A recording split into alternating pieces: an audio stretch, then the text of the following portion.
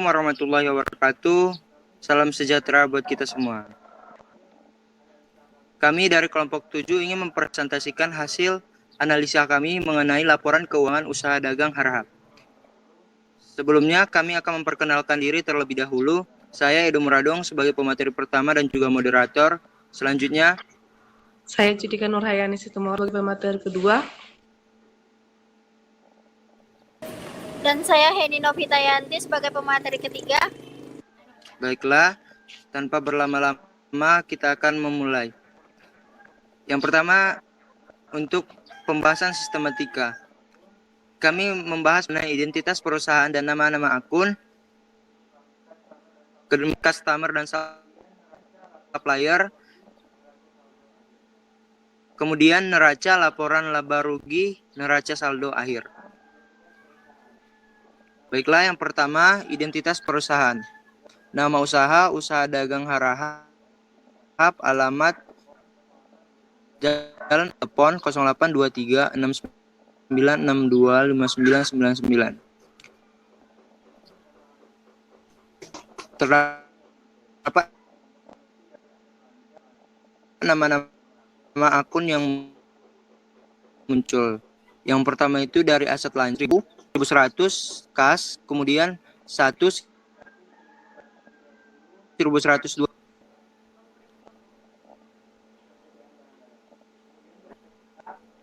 persediaan barang dagang. Kemudian di aset tetap nomor akun 11210 yaitu bangunan. Kemudian nomor akun 11220 kendaraan. Kemudian di akun kewajiban ada di nomor akun 2000 yaitu utang bank. Kemudian di ekuitas nomor akun 3000 yaitu modal. Kemudian di pendapatan nomor akun 4000 penjualan barang dagangan. Kemudian di beban operasional nomor akun 6000 beban gaji. Kemudian di 62000 beban telepon.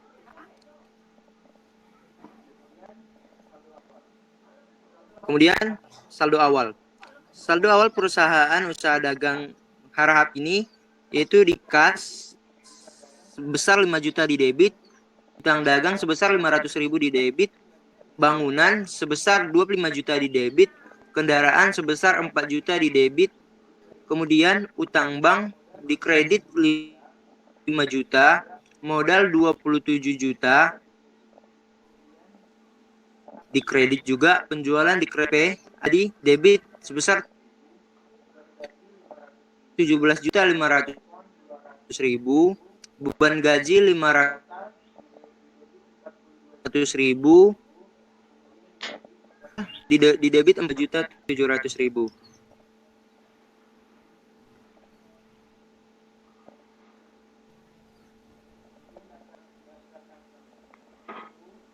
Berikut merupakan daftar customer yang ada pada usaha dagang Harahap, yang dimana nama-nama ini selalu tercantum ketika melakukan pencatatan transaksi. Dan untuk bulan November ini terjadi transaksi sebesar Rp9.500.000 untuk usaha dagang Harahap ini.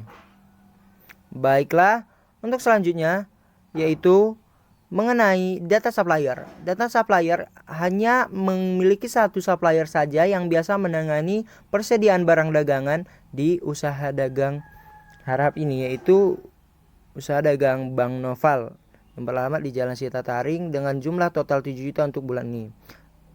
Berikut merupakan transaksi yang terjadi pada bulan November tahun 2020.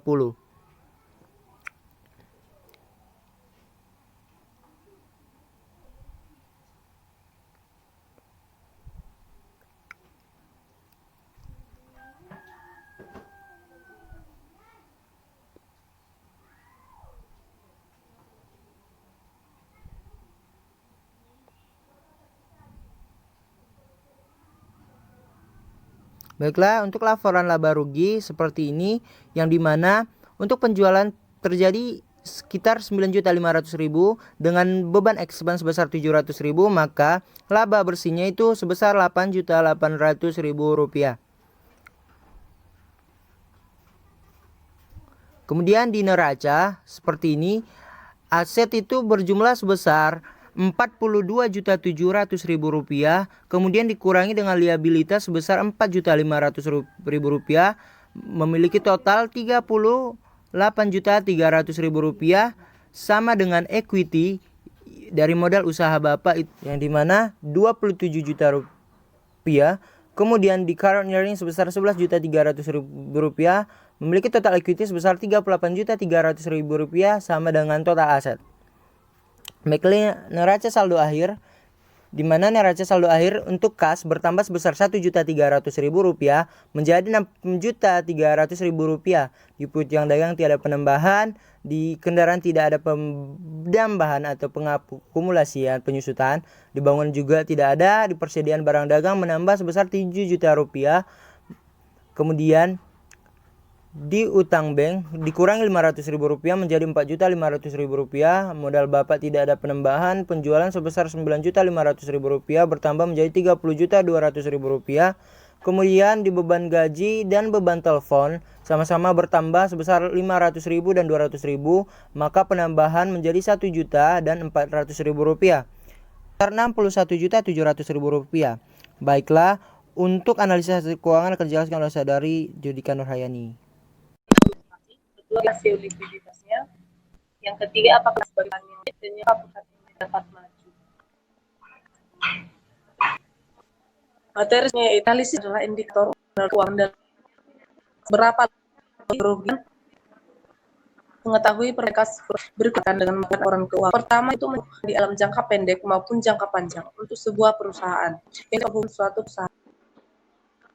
Kelemahan pada laporan keuangan, kelemahan pada memperbaiki, yaitu profitabilitas. Rasio profitabilitas yaitu rasio taruh keban dan hutang terhadap hasil operasi. Rasio profit ini menjadi 13 total aktiva atau disebut margin laba penjualan. Yang terakhir rasio gross margin. Materi selanjutnya atas total aktiva atau RA. Rasio ini digunakan UMKM. Dapat ditarik yaitu RO-nya bersifat sama dengan lanjut di 20 atau 0 per Rp1. Selanjutnya itu margin laba atas penjualan. Rasio ini akan untuk mengukur laba per rupiah penjualan. Mohon maaf, makalah laba per rupiah penjualan bukan per dolar penjualan. Rumus margin dengan laba dibagi jualan, maka sama dengan Rp8.800.000 dibagi 9 juta sama dengan Rp2/1. Materi selanjutnya yaitu rasio gross margin on sales. Rumus di rasio gross ini yaitu sama dengan laba kota plus 500 gross margin 100%. Di mana rasio likuiditas. Rasio likuiditas yaitu rasio yang menunjukkan hubungan kas dan aktiva lancar lainnya dengan kewajiban lancar. Aktiva diperlukan di pasar dan jaga aktiva terlalu banyak. Rasio likuiditas sebagai itu rasio lancar dan rasio cepat. Dan Baiklah, selanjutnya akan ketiga pada saudari saya silakan. Selanjutnya saya melanjutkan materi selanjutnya. Itu rasio lancar 40.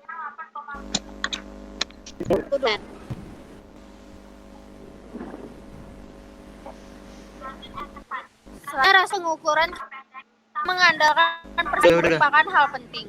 Sedangkan aktif lancar kurang persediaan daftar customer dibagi rasio cepat sama dengan pada tanggal 42 juta kurang dibagi sama dengan kemudian dagang pada 11. Kesimpulan, UMKM usaha dagang harahap sudah bisa dikatakan usaha yang baik yang memiliki tingkat pertumbuhan yang bisa meningkat dalam kurun waktu yang cepat dan tingkat probabilitas pembayar utang pun sudah cukup baik dengan pendapatan seperti ini. Untuk inovasi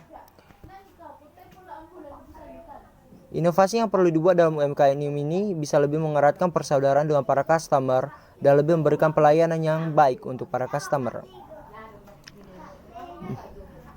Baiklah, cukup sekian hasil analisis kami mengenai laporan keuangan usaha dagang harahap. Mohon maaf apabila ada kesalahan yang kami buat. Terima kasih. Assalamualaikum warahmatullahi wabarakatuh. Salam sejahtera buat kita semua.